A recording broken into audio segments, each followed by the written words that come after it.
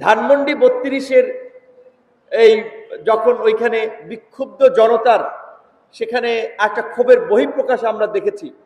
আমরা যখন লক্ষ্য করছি এটাকে কেন্দ্র, যার ফলে দেশ একটা চরম সংকটে পতিত হয়েছে। সংবিধানের দোহাই দিয়ে জনগণের ভোটের অধিকার, গণতান্ত্রিক অধিকার কেড়ে নিয়ে বাংলাদেশকে একটা ফ্যাসিবাদী রাষ্ট্রে পরিণত করা হয়েছে।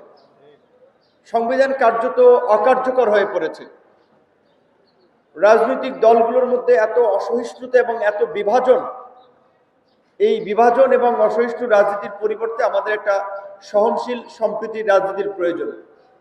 এই কথাগুলো কিন্তু আমরা ২১ সালে বলেছিলাম।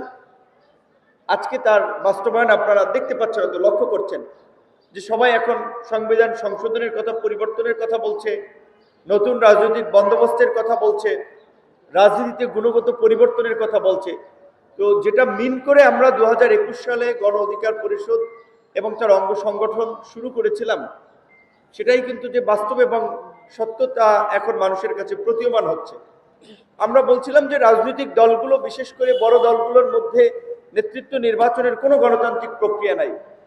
রাজনৈতিক দলগুলোর মধ্যে যদি গণতান্ত্রিক প্রক্রিয়া না থাকে, তাহলে তারা কিভাবে দেশকে গণতন্ত্র দেবে? যেই কারণেই কিন্তু আমরা নিজেরা মানুষকে যেটাতে উৎসাহিত করতে চাই কিংবা নিজেরা যেটা বলতে চাই, সেটা কিন্তু নিজেরা প্র্যাকটিস করে দেখিয়েছি। যে আমাদের অঙ্গ সংগঠন এবং দলের নেতৃত্ব আপনারা দেখেছেন ২০২৩ সালের কাউন্সিলে সরাসরি ভোটের মাধ্যমে আমাদের দলের সভাপতি, সেক্রেটারি থেকে শুরু করে আমাদের উচ্চতর পরিষদের সদস্য নির্বাচিত হয়েছে। গণ অধিকার পরিষদ যে নতুন ধারার রাজনীতি সূচিত করতে চায়, এটা তার নজির, এটা তার দৃষ্টান্ত।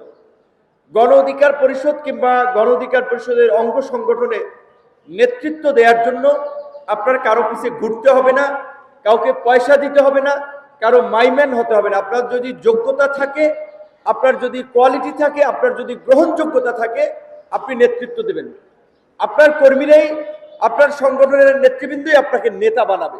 সুতরাং আমরা বলবো যে যারা ভবিষ্যতে এইভাবে নেতৃত্ব দিতে চান, দল এবং অঙ্গ সংগঠনের বিভিন্ন পর্যায়ের, তারা নিজেদেরকে তৈরি করুন।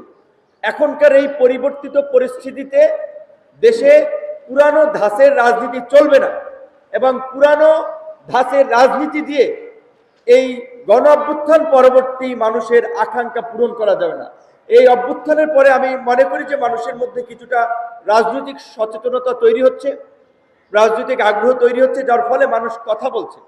কিন্তু এই কথা বলা আসলে আবার কমনলি বলে যে কোথায় কতটুকু বলতে হয়, কোথায় গিয়ে থামতে হয়, এই কমন সেন্সটুকু আবার আমাদের নাগরিক হিসেবে আমাদের মধ্যে বোধহয় থাকা দরকার। ধানমন্ডি ৩২-এর এই যখন ওইখানে বিক্ষুব্ধ জনতার সেখানে একটা ক্ষোভের বহিঃপ্রকাশ আমরা দেখেছি।